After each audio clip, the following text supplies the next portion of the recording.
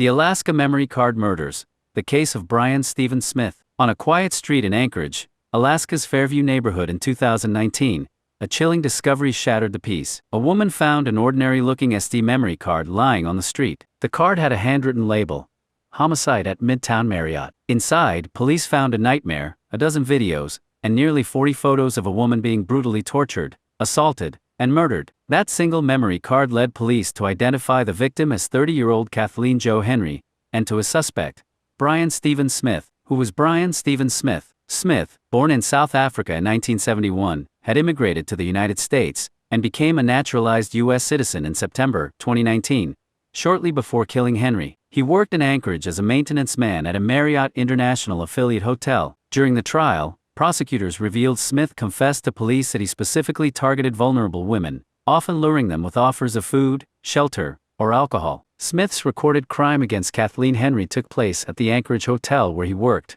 in a room he'd rented with a discount. The video evidence was horrific. Smith could be heard saying on the tape that in his movies, "Everybody always dies." Once police identified Bryan Steven Smith as a suspect, a warrant was issued for his arrest. Detectives learned that Smith had recently traveled out of state. On October 8, 2019, Smith was apprehended by law enforcement as he flew back into Anchorage from Cleveland, Ohio. Upon his arrest, Smith was taken into custody and began cooperating with investigators, eventually confessing to the murder of Kathleen Henry and, later, to a second victim. The swift capture was a direct result of the evidence found on that fateful memory card and the diligent work of the Anchorage police. The discovery of the memory card was the key to solving not one, but two brutal murders. While being questioned about Kathleen Henry's murder, Smith eventually confessed to a second killing that occurred a year earlier in 2018. The second victim was identified as 52-year-old Veronica Abuchuk. Both women were Alaska Native women from small remote villages who had been experiencing homelessness in Anchorage. The prosecution successfully argued that Smith preyed on their vulnerability. The evidence presented during the 3-week trial included Smith's own detailed confession,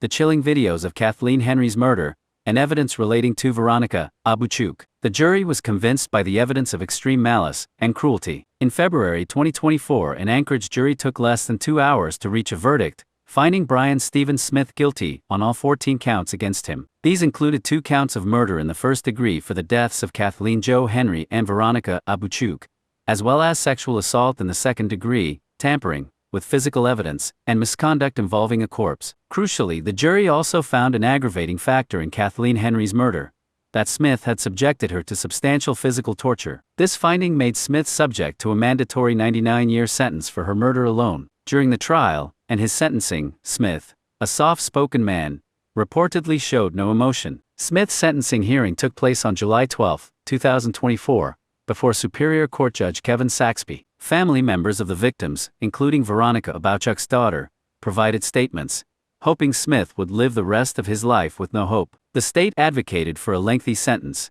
arguing that it was necessary to prevent Smith from killing again. Judge Saxby agreed, sentencing Bryan Steven Smith to a total of 226 years in prison. This included 2 separate 99-year sentences for the first-degree murders, and an additional 28 years for the remaining charges. Judge Saxby was clear in his condemnation, stating, "There is no hope. There is no restoration. There is only preventing Mr. Smith from killing again." Smith, who preyed on vulnerable women, will now spend the remainder of his life incarcerated for the horrific crimes brought to light by one misplaced memory card.